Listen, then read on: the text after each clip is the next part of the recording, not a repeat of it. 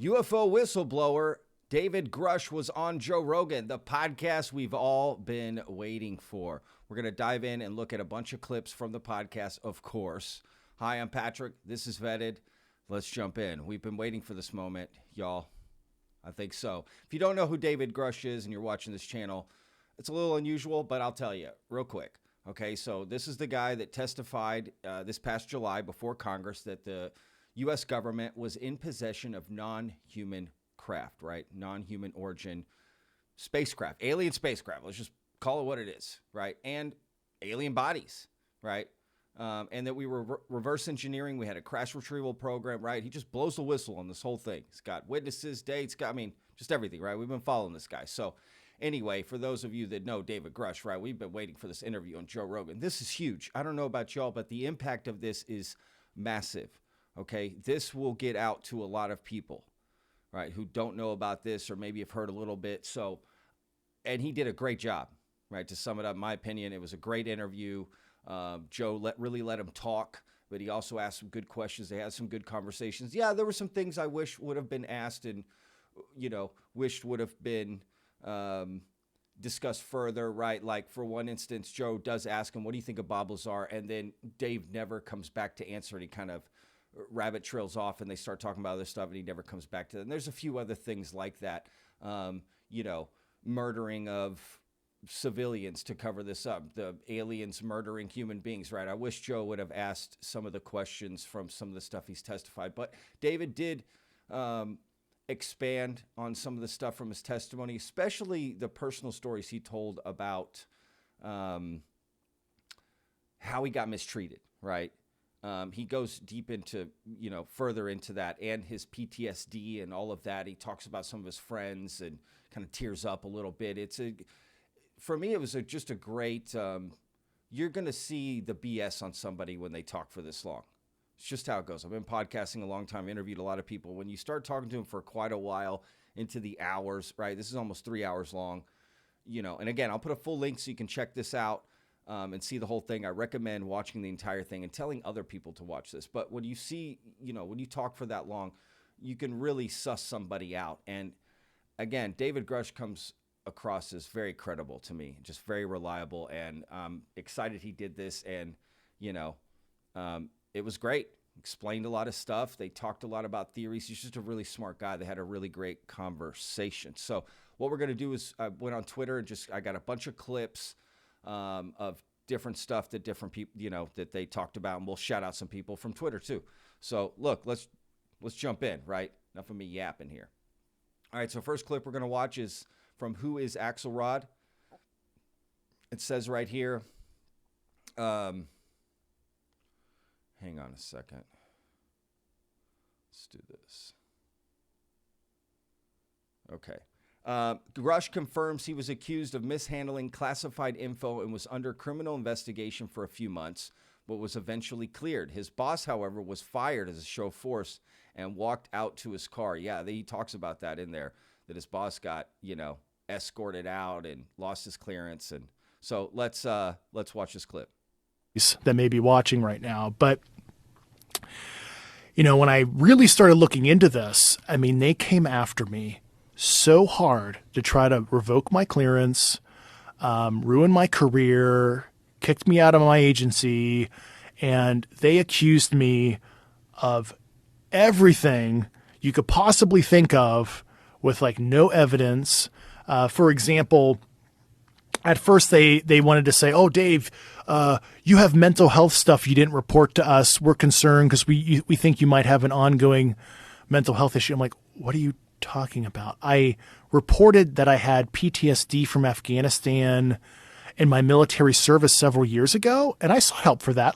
I'm not ashamed of that. I'm high functioning autistic, and I didn't know that until my early 30s, and how I process trauma I didn't really understand until many years later. And I sought help for that, and they were trying to say that I had some secret mental health problem that I haven't been reporting to. So I had to go through this whole process. 3 agencies at the same time investigated me for that, which I don't even know if that's legal. They tried to say that I mishandled classified, all this other stuff. It was insane.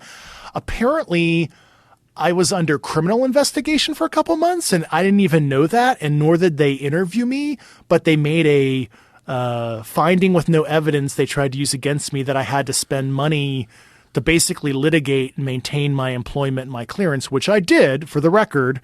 I maintained my clearance. I resigned with full accesses. I mean, that's crazy that he was under criminal investigation, right? And he didn't know it. I mean, that's typical. You may not know it, but they didn't talk to him as well. Now, they did clear him, but still, they didn't even get his side of the story. Again, granted, they did clear him, and again, he left with his ability to get his clearances again. So they tried, and they failed. I'm just debriefed now, but I maintained my top secret eligibility, and I left with my own accord. And of course, they ruined one of my boss's careers in another agency. They walked him out of the building and revoked his clearance and terminated him as a show of force after they were going after me. And I feel sorry for that certain individual. And they came after coworkers of mine. I can't get into who, what. In the tweet, right, they ask, who was his boss? I don't know who this was either. Was this somebody that was a part of the UAP task force, or his boss at the geospatial, right, whatever that acronym is, like which boss? Joe should have followed up. Where and why to protect their identities and their own process. But so that's what happened to me professionally. And then what happened to me personally was very disturbing. So I have to be very vague about this because ongoing investigation, but I think you'll understand what I'm saying, is they showed my wife and I they can touch me at any time, 2 times. And it was very disturbing. It was in conjunction with some other people getting a message like that are, let's say, publicly well-known, some that aren't publicly well-known. And, of course, I immediately reported that to, counterintelligence, federal law enforcement. I mean, I wonder what he's talking about. Like, they showed him they could touch him. Like, they did, went in his house and moved some pictures around. And then when they showed up, they were like, oh, or they got a message. Now, he says a message was received like they got, but that doesn't necessarily mean that, right? That could mean the message, they sent a message by doing something as opposed to an actual message, like, did they get a letter that said this? Did they get an email, right? I think it was, they did something probably to them in their house and something, and they, right. But I don't know. What do y'all think? But, when I really did, wasn't criminal, but it was like a fuck you to me. Like, and this was right before I filed my whistleblower complaint. Now, I don't know who did this, entity who did X, Y, and Z to my wife and I, identity unknown, but it fucking happens. And I, provided that documentation to a couple special agents, and I just knew that it was getting serious. Wow. So he doesn't know who did it. That's crazy. Was that our own government? Another government? Let's not put that out, right? Could have been another government that's trying to keep him quiet about this. Maybe other governments don't want the U.S. to disclose. Just saying. I don't know, y'all. All right, let's look at another clip here from the Pillars of Creation. It says, go up a little bit. Luckily, we have a Congress that is mostly motivated, minus Mike Rogers and Mike Turner. You're getting cool in your stockings. I'm going to make sure your office gets cool. Podesta shout out and mention UFO files of Mike Pompeo. Yeah, so this is a great clip here. Let's just jump in and I'll... Mellon has said stuff. Lou Elizondo said, he believes we have material on, I think it was Tucker Carlson a couple years ago. So there's... Lou has said it even before that. I've used it in videos that he did with GQ UK. So he's, right, the famous quote of exotic origin, right? That's his way of describing it, exotic origin. Certainly been other officials. Now, I'm just trying to spike the football. I'm talking about Luis Elizondo described it as exotic origin, not David Grusch. And take it all the way to the end zone here. And luckily we have a Congress that's mostly motivated, minus Mike Rogers and Mike Turner. You're getting coal in your stockings. I'm going to make. So they're getting called out. This is going to be a big deal. Watch. I'm telling you right now in the UFO community, these two names, this is going to get called out more. There's going to be more attention on that. Because David Grusch does go in on them in this podcast, like specifically them, as they're holding a lot of this up. So that's not good, because he says, well, he's about to go into it right here. Sure, your office gets cool. And, they want change too, and they realize it's time for a change. And they put up here, hope your office gets cool. They meant coal. Hope your office gets coal, not cool. You're getting coal in your stockings, not cool. So anyway, just to fix that for Pillars of Creation. Presumably, Chuck Schumer's talked to, Jake Sullivan and President Biden. And who's in the White House right now is John Podesta. He is the green energy czar or something like that in the White House. But, John Podesta, shout out to John Podesta in the White House. He has an axe to grind on this issue too, because remember he tweeted at the end of Obama's second term, my biggest failure was not to have Obama. Okay. Sorry, guys. I don't know what happens with Twitter and playing videos. Man here. But then he quickly says the other, speaking of people like Goldwater who've made some, I'm here to help. Second term, my biggest failure was not to Schumer's talk to, Jake Sullivan and President Biden. And who's in the White House right now is John Podesta.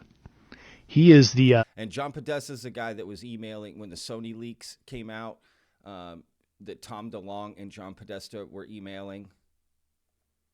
Green energy czar or something like that in the White House. But, John Podesta, shout out to John Podesta in the White House. He has an axe to grind on this issue too, because remember he tweeted at the end of Obama's second term, my biggest failure was not to have Obama release the UFO file, and made the same kind of statement with Clinton. So certainly if Mr. Podesta's listening in the White House, I'm here to help. I hope that you're championing this within the executive office of the president. And, the other, speaking of people like Goldwater who've made some weird non sequitur kind of admissions, there's a John Stossel interview of Mike Pompeo, the former CIA director, about 2 years ago or so. You can find it online, where Pompeo talks about the JFK file and dismisses it or something about there's no boogeyman here. But then he quickly says, "Oh, I've seen the UFO file too, and we have bigger problems." But for at least the way it was edited, John Stossel didn't even follow up. At least the way the final cut was. I'm like, dude, if I was John Stossel, I've been like, right. What does that mean? What do you mean, Mike Pompeo? You've seen the UFO file, and we have bigger problems. And UFO file, the way I interpret that, is a long existing file or briefing document or something that he had access to. Yeah, Mellon. So they go on to talk about that more. Like, what does he mean by that? That's why, again, I do recommend watching the entire thing.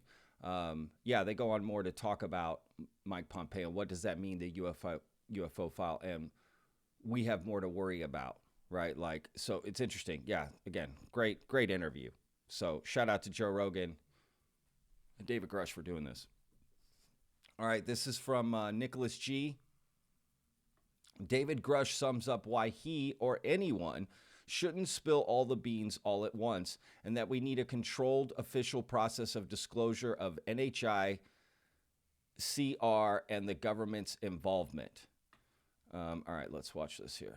It's like once you realize the phenomenon's real, then you realize we've recovered artifacts and, biologics or, dead pilots, if you will, even though it's, kind of creepy to even think about that in your worldview.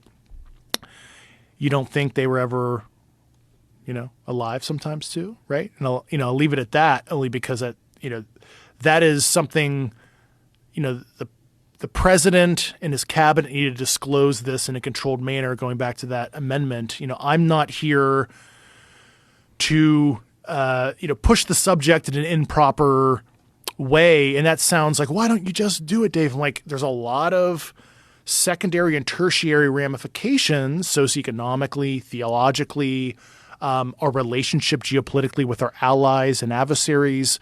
This is not rip off the Band-Aid and it's simple. There's a lot of complex stuff behind the scenes that need to happen, and that's. I don't know why it does this. This isn't me, y'all. This is Twitter. Twitter. Come on, Elon. Jeez. Our relationship geopolitically with our allies and adversaries. This is not rip off the Band-Aid and it's simple. There's a lot of complex stuff behind the scenes that need to happen, and that's why I'm laying out all the general stuff that needs to be talked about during the disclosure process. But I should not be the one disclosing, and it would be highly inappropriate because I care about the health of the United States and its people and national security for me to do so. So I know there's people that are like, oh, why doesn't Dave say X, Y, and Z? It's like, this is serious. This is not like, haha, let me tell you a good story. I'm a serious guy. I ruined my fucking career doing this. I was going to make lieutenant colonel in the Air Force this winter. I was on track to be, a flag officer equivalent civilian in my career. I spent 18 years in uniform, if you count the cadet time, right? My whole adult life was serving as an intel officer.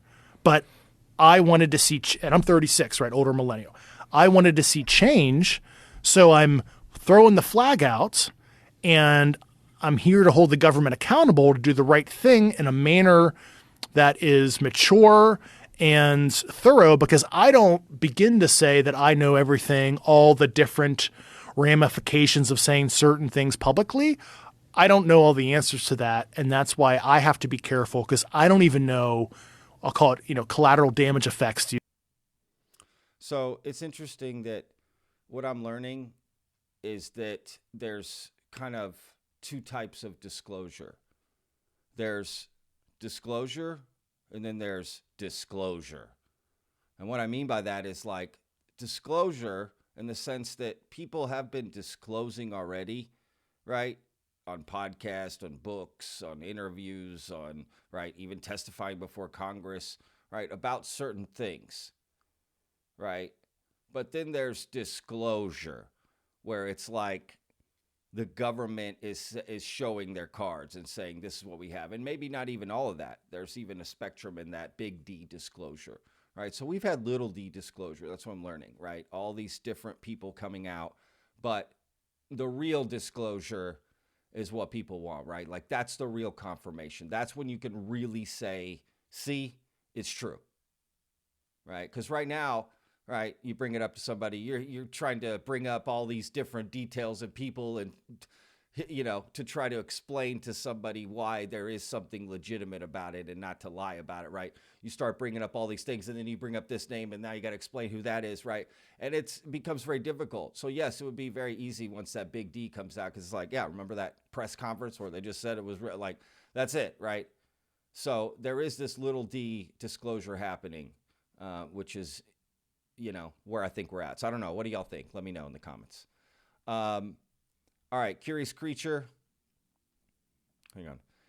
It says, if you're in 4-dimensional physical space, what if active creation is creating other conscious realities in other universes where we might be connected to the same universal consciousness or a higher dimensional sentient life force? And she says, in my opinion, this explains the hitchhiker effect. So yeah, again, they go into a lot of, basically the way this interview goes with David Grusch is the first part is him telling his story, right? And then the second half has definitely a lot of the theoretical, they speculate, except for then the last like 15 minutes of the podcast where they kind of, they know they're starting to wrap up. So they get back to the topic again of David Grusch and what he knows and blah, blah, blah, and where the future and what's coming next, right? Because that was a real important part of the podcast to me, was the end where David Grusch is talking about what's coming next. What's the future hold, right? So, yeah. That's how I see it. So anyway, yeah, that's definitely interesting. Let's watch this because again, they speculate, but it's fun. Right? This part of it as well. This process, speculating, because there's a lot we don't know, right? So anyway, all right, let's go. I like to talk to them about this kind of stuff where if you're, say, a higher dimensional sentience, right, the act of creation, so act of creation for 3D beings is having a baby, right? It's producing another three-dimensional object. Well, if you're in five-dimensional space, or even, I guess, four-dimensional physical space, what if act of creation is creating other conscious realities and other universes? And the act of creation is creating the universe where you, me, Jamie, whatever, we might be connected to the same, I'll call it universal consciousness or a higher dimensional sentient life force or life form. I know that sounds like really out there, but when you think about it, there's a lot of other theologies out there that basically espouse that. I have a very good friend of mine who's PhD level, kind of higher up in the Mormon church, and basically the Mormon theology is kind of like that. The Mormons say you were once with God or like God, but then you were sent down to like a lower plane of existence. And that's literally what I'm talking about right now, but just in a secular sense. So maybe, we're all created beings from, and this doesn't like hurt Christian theology, whatever. It's actually kind of enforcing the fact there's a creator and we're literally created in the image of a creator, literally. And that's kind of what life really is. It's like, think about it's like a weird 3D plus time temporal sensory experience for a higher dimensional sentience. You're here to experience time in this weird linear fashion and to experience yourself divorced from yourself to gain knowledge and to report back is maybe what life is. And that's just kind of my own personal theology as a summation of just during COVID, I was really bored. Yeah. And that's what I was looking at. Look, this is also what I liked about Grush's interview is he tells jokes, he laughs, right? Like there's something about that, right? Like there's something about his playfulness that just adds legitimacy. He doesn't seem scared at all or afraid. Like he just seems so believable, man. Like, again, to me, Grush, in his mind, he's telling the truth. Again, whether or not what he's saying is true, we personally don't know yet, right? Us on the outside who just don't have access to the same thing he's seen, right? So we have his word, and he understands that for a lot of us. We're waiting for that moment, right? That big D disclosure. But he just seems so believable. I mean, just anybody, like, again, yeah, that this guy is great to have at the forefront of this, to be honest with you. Like, a lot of people are going to see this interview with David Grusch. I bet this will do more than the Bob Lazar one that has, like, I don't know how many, a ton of views, tens of millions. It's crazy how many views that video has. This will do more. This will get out and do more. Watch. That's my guess. All right, let's watch another clip here. This is from UAP James, okay? David Grusch on Joe Rogan. We are not alone. I know that with 100% certainty. I talk to the highest of the high people you could possibly talk to, if you catch my drift. The phenomenon is real. It's been going on for thousands of years. That's just, let that sit with you for a second. Let's just assume this statement is fact, right? That's crazy.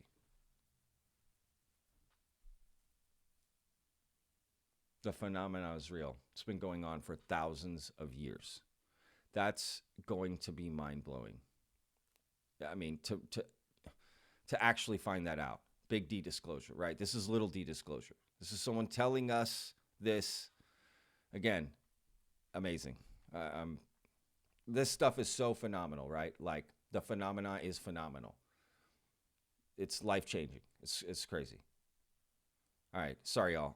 My mind's blown on this stuff, to be honest with you. A really great interview. Check it all out. Let's go here.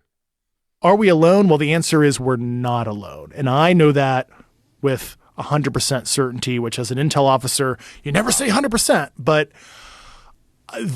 all things pointed towards, based on the people I talked to, like Harry Reid, and I use him as an example, but I talked to the highest of the high people you could possibly talk to, if you catch my drift. So unless... What does he mean by highest of the high people you could talk to, if you catch my drift? Is he talking about presidents? Is he talking about presidents? Because that's the highest of the high people, right? That is the president, leaders of the world. All of them are lying and they're covering up something else, which I don't even know what it would be at this point, because the phenomenon is real. It's been going on for thousands of years. People have been seeing strange things, and not everybody's mass hallucinating. I mean, I just agree with that. Not everybody's mass hallucinating. Something is going on. And something has been going on in our history that people have struggled with how to describe. And, you know, we've had a lot of, right? What do they say in science? Every cause has an effect, right? So the cause of these beings showing themselves in craft in different ways over thousands of years to humanity, our effect has been religion, different books, paintings, right? Art, different things that we've then tried to understand it and pass it on, right? Try to discern what it is and make the most of it, right? And then put it down on something, carve it into a rock or write a story down, or, religions pop up from it. Is that what's been going on, right?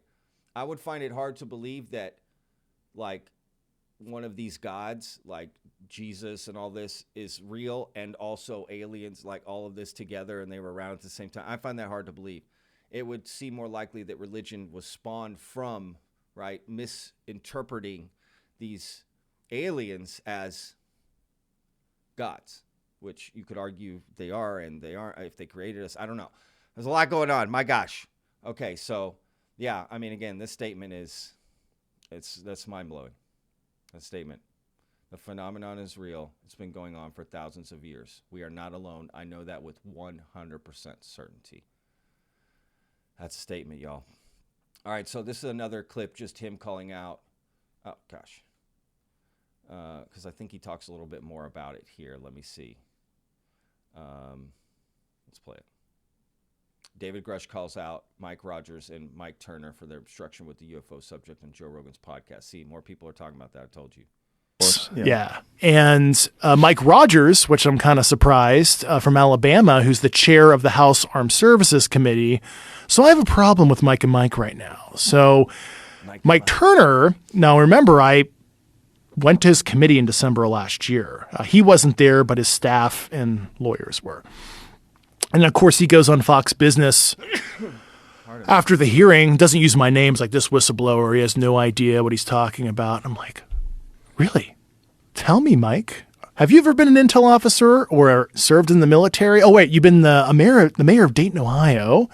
You were voted most corrupt person in Congress a couple years ago. And pull up his PAC donors. Who are his biggest donors? Lockheed, Raytheon, Boeing. Okay. So, and first of all, if you thought you need... I mean, come on. That is odd. Let's be real. That is odd. More information or wanted to talk to me personally, why didn't you call me back when I reported to your committee? So, I mean, David Grusch is making great points here, right? Oh, and furthermore, besides blocking the bill, I'm sure you're familiar with like Representative Tim Burchett of Alabama. And okay, he said this during the podcast. It's not Alabama, it's Tennessee. And I'm sure that's just a slip. Okay. I don't think there's anything dubious with that. You're going to slip up. It's just a slip. Just a slip. Doesn't mean anything. He's been very outspoken on the issue. And we may not agree with everything Tim says about conventional stuff. That's, here, no, there. But, he's been a champion on the Oversight Committee. And he was, one of the members that I testified in public under oath regarding this. So, and Mike Turner is looking to fund, according to staffers I've talked to last 2 weeks, an opposition candidate for Tim's reelection in 2024. So why is Mike Turner going out of his way to destroy the career of a courageous Tennessee representative on the Oversight Committee? And why are you blocking a bill? And it's not going to cost much, couple million a year max, for the panel, which is like vaporware in U.S. government speak, right? If there's nothing to see. That's news. What their budget is. That's news right there. I'm just now catching this. I watched this clip before. I didn't catch that. So that's news. The amount of budget that the Chuck Schumer Amendment is trying to get. Okay, this is deeply embedded in this video. So if you've been watching up to this point, just know that part, that is news. That has not been discussed. That is breaking news. How much money they're seeking to get for this Schumer Amendment, this advisory board. So just a couple million, right? That has not been out there. So that's interesting. Wow. Yeah, just caught that.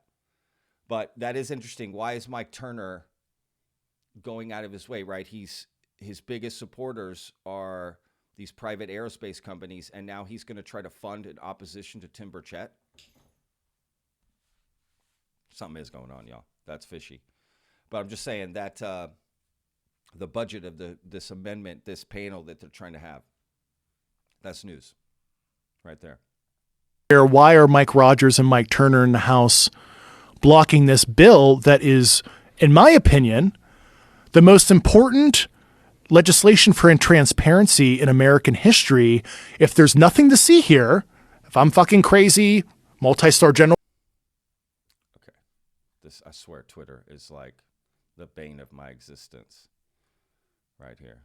Of a courageous Tennessee representative on the Oversight Committee. And why are you blocking a bill? And it's not going to cost much, couple million a year max, for the panel, which is like vaporware in U.S. government speak. Couple million max right there. He says it. Right. If there's nothing to see here, why are Mike Rogers and Mike Turner in the House blocking this bill that is, in my opinion, the most important legislation for transparency in American history? If there's nothing to see here, if I'm fucking crazy, multi-star generals I talk to are crazy, the intel docs that I read are incorrect, they're fucking forgeries or passage material or something like that. Good friends of mine that worked on the program are bullshitting me in some concerted operation against me and my colleagues, that it would be totally crazy to even conduct that because I took precautions. Then why don't we just pass this and see what happens? He's right. Honestly, at this point, the idea that this is just all made up and everything is just crazy. And that all these people are lying and they're crazy, and we got all these crazy people in the government, and all these scientists, and everyone's just crazy, and all these people that see things, everyone's just crazy. That is unlikely. That becomes the thing that is the most unlikely, right? Anyway, but yeah, why don't they pass it? But I will say this, just now thinking about it, is a couple million enough for this advisory panel to look into disclosure, right, and all this stuff? Like, is that enough money? A couple million? If that is the case, why aren't they passing this? It should be passed, no problem. A couple million. There's two sides to that. Is it too low? But I could see just trying to get a couple million, then expanding the budget, let it grow. I don't know. How much money do you need to do this, right? Well, what are they trying to do, and how much money do you need? I mean, that's just business, right? What are your goals? What are you trying to do? What is it going to cost, right? You budget that out. What's that going to cost to get all that done? Okay, this is how much money you need. It's pretty simple, like building a plate of food. If you're like, I want a steak and this, then you go price steaks and find out how much that is. Then you know how much this is going to cost, right? It's the same scenario. So, but anyway, that is news. That is big news, actually. That actually is pretty big news. That it's just a couple million. Yeah, can't stop thinking about that. All right. So let me just read a couple of these tweets from people that are interesting. Then we'll watch another clip. So Riz Kirk says, David Grusch reveals publicly the name of the aerospace company that was housing the recovered UFO material, Lockheed Martin, and says he gave the address to the Congress on Joe Rogan. It says they weren't able to bring in engineers and scientists unless they signed NDAAs without knowing what it was about. Yeah, he talks about that. Rogue UAPTF, the level of detail Dave Grusch provided to Joe Rogan is extraordinary and should blow open many doors for the attentive listener. I agree. All right, let's go over this one right here. Actually, let's look at this clip of Lockheed Martin, okay? So Grush on AAWSAP's SAP request. Lockheed had bits and pieces of UFO material that they no longer wanted, and Harry Reid funded the $22 million for AAWSAP in hoping that building secure facilities to house the material will allow them to request transfer and gain control over the material. So they go into the most detail I've ever heard about AAWSAP, David Grusch does, about what they were doing, what was the whole point of it, right? They were initially trying to get stuff from Lockheed Martin that they had, and they were going to build a facility to study this, and they couldn't. And so the money went to other things. Went into looking into Skinwalker Ranch and creating these documents and these other things. They spent the money elsewhere because that couldn't go through. Harry Reid tried for them, and they got denied. So anyway, all right, let's watch this clip, and maybe not all of it, 6.5 minutes. He said... Sorry. Oh, will it not? He said... In terms of seeing the material himself, he said he was denied access for years. He's talking about Harry Reid here. Decades was his term. And he actually told me on behalf of me, he was going, so he had like a weekly call with President Joe Biden at the time. And he straight up said to me, sorry for the low quality. This is, the video. There's nothing I can do about it. Was going to talk to President Biden about this issue, literally. And then what he was telling me about AAWSAP, I was like, holy shit, I have like 20 other people that told me this, dude. So the real history, what fucking AAWSAP was, because I think there's a lot of people out there that think they were looking at ghosts, Skinwalker Ranch. Yes, they went to the ranch as a secondary and tertiary objective. But the real reason, so like there's a document that came out a couple years ago through FOIA from the Defense Intelligence Agency. There was this special access program request that Harry Reid, you might have seen this, I think like George Knapp and company have reported on this, that he sent to the Deputy Secretary of Defense, William Lynn. And it was asking for one of the most serious SAPs you can ask for, what they call a bigoted, waived special access program. So waived means it's limited congressional reporting. That is a class of special access programs. And bigoted means it's like by name. And it's like, it was like, you can read the FOIA document. It was like, Harry Reid, James Inhofe, Lou Elizondo, etc. And I'm like, why are you asking for the most serious SAP to be created for a program that ostensibly is looking at Skinwalker Ranch and stuff? And it doesn't make any sense. So what really happened there, and Harry Reid, God bless his soul, made this disclosure a couple weeks after we met in the New Yorker, and you can look this up. I think it was like a May 2021 New Yorker story where he says, I knew for decades, and he made this disclosure, not me, so I'm going to say the name of the contractor. Harry Reid said this, we knew that Lockheed Martin had this material for decades. I tried to get access and I was denied. And specifically with the Lockheed Martin stuff, he was talking about during the AAWSAP program. And for the people who are on this program, I submitted this shit to DOPSR, got this cleared. So he's calling out Lockheed Martin, and AAWSAP ran in the mid 2000s up to the early 2010s. Okay. Don't freak out, but I'm telling the truth here. So Lockheed Martin wanted to divest itself from this material at a specific facility that's known to me that I provided to the Inspector General, like street address, all that shit, right? And the idea was if they made a catcher's mitt, a security catcher's mitt for this shit, most serious SAP possible, the contractor and the other government customer, which was the Central Intelligence Agency, for that specific Lockheed material. And it was shit that they recovered from like the 50s and stuff. And it was like bits and pieces of like hall structure, shit like that. And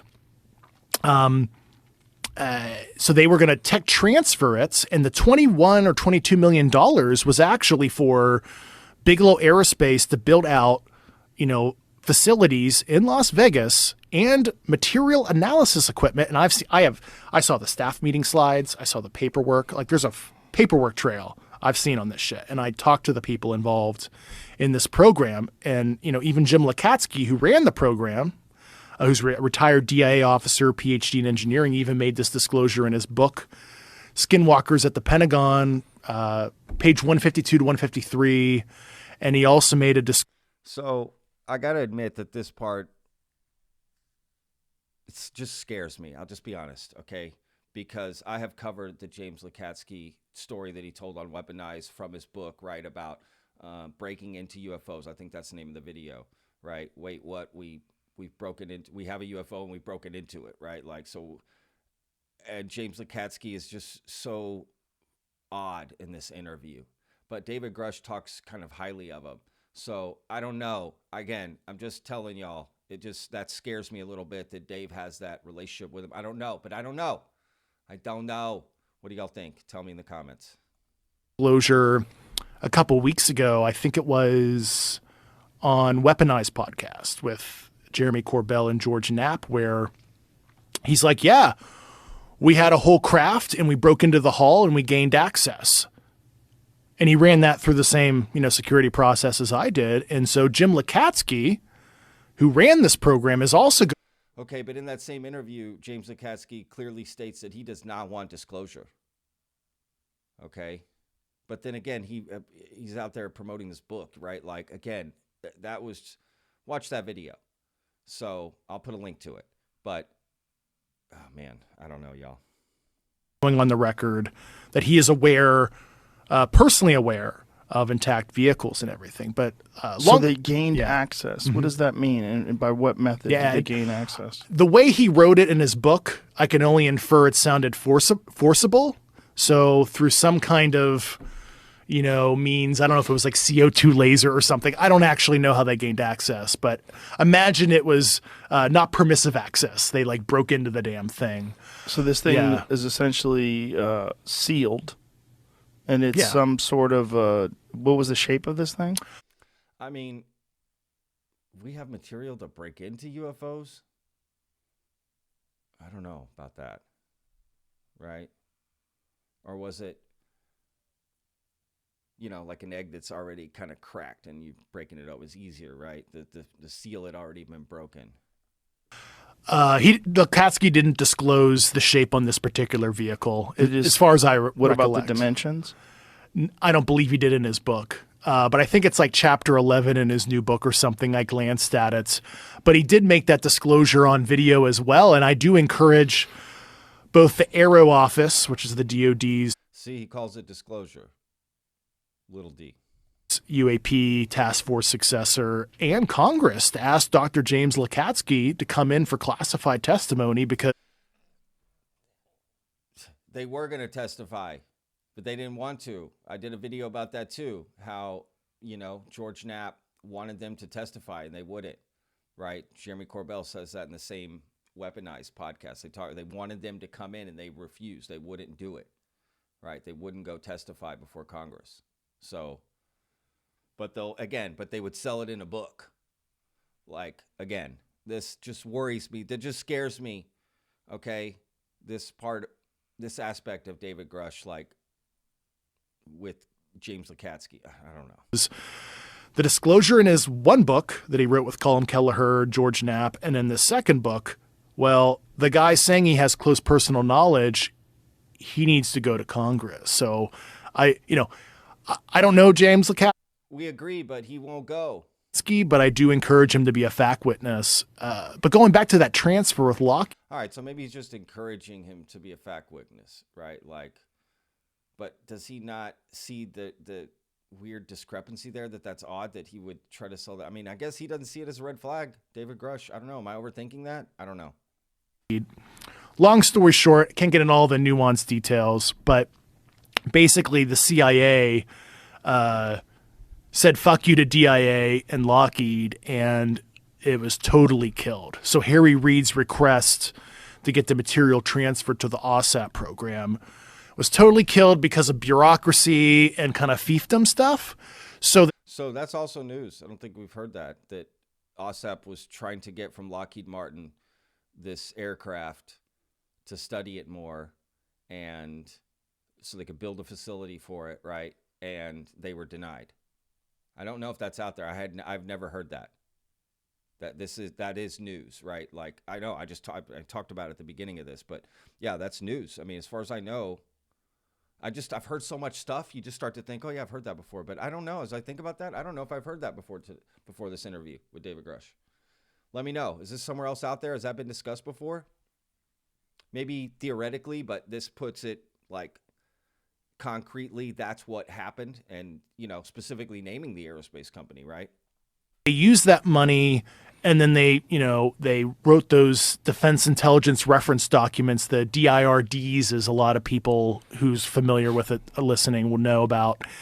And then they did look at Skinwalker Ranch because they thought that studying kind of the more woo-woo phenomenon aspects of this, and I've never been to the ranch, so I've never experienced. Wonder what Stephen Greenstreet's going to say about this. The ranch for myself, but obviously I think we both know a bunch of people that have been to the ranch and have seen some trippy stuff, or at least allege that. They thought that they would be able to gain currency with the program, and in this case CIA, to unlock the key for the Lockheed Martin stuff. Which actually, I'll tell you right now, it's like so weird to say that, but I ran that shit through security. To me, it's like an out-of-body experience to talk about that kind of detailed sensitivity, stuff like that. But so interesting, right? Well, we're learning some new stuff, y'all. All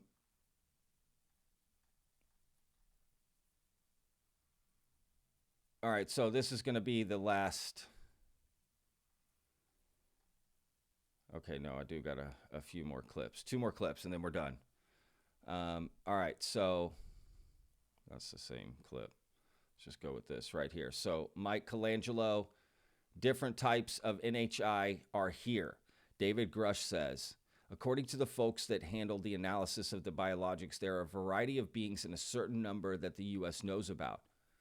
Senior people who work for members of Congress were briefed on these different types of entities. David Grusch helped facilitate that meeting.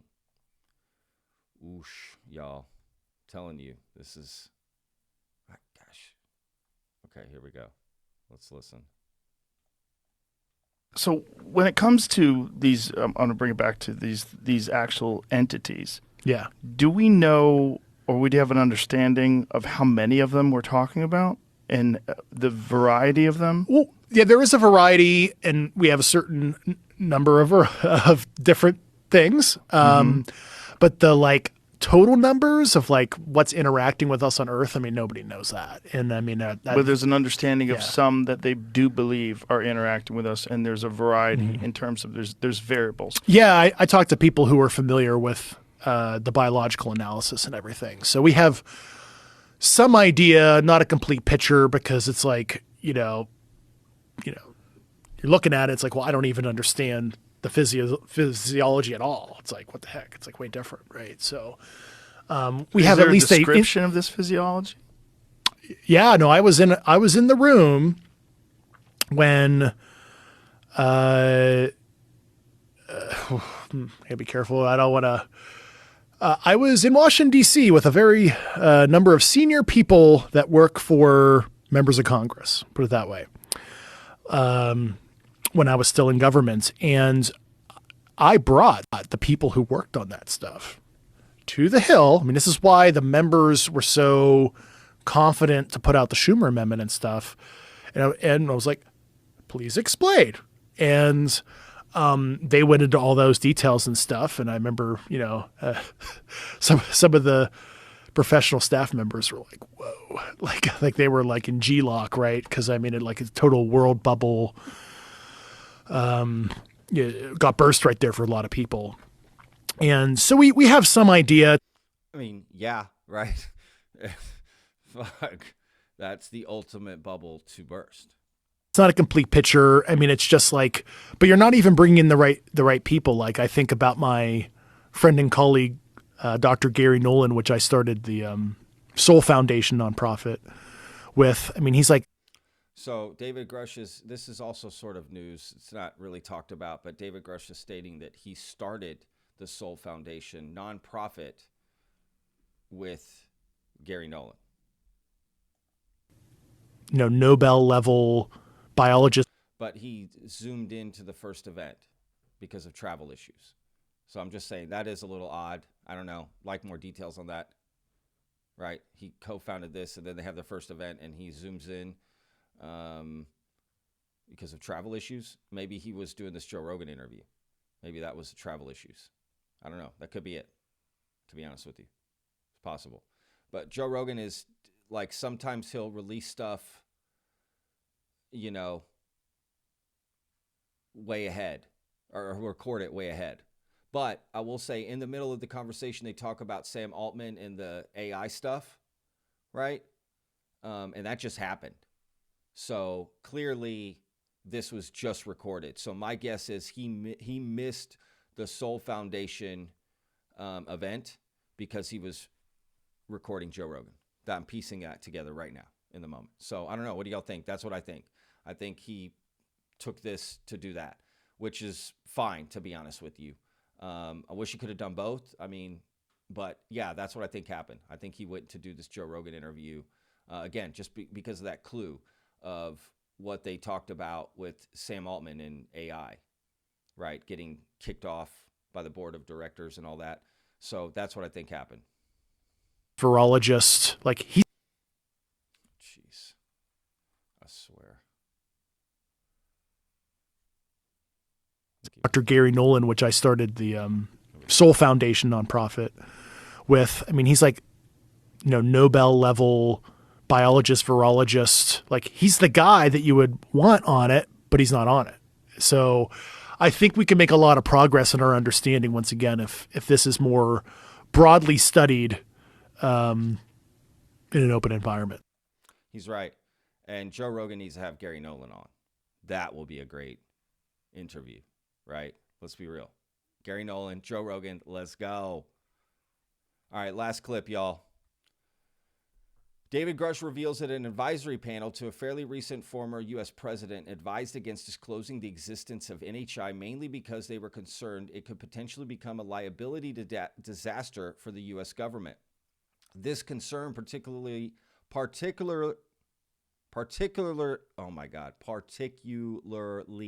arose from aerospace contractors who were bypassed and unable to bid for contracts related to the recovered NHI tech, thereby theoretically suffering from lost earnings. Hence, it is not ontological shock the masses' inability to handle the truth or any other reason, but rather the self-interested motives of a few rich and powerful individuals that have been holding humanity back from true knowledge and its place on earth.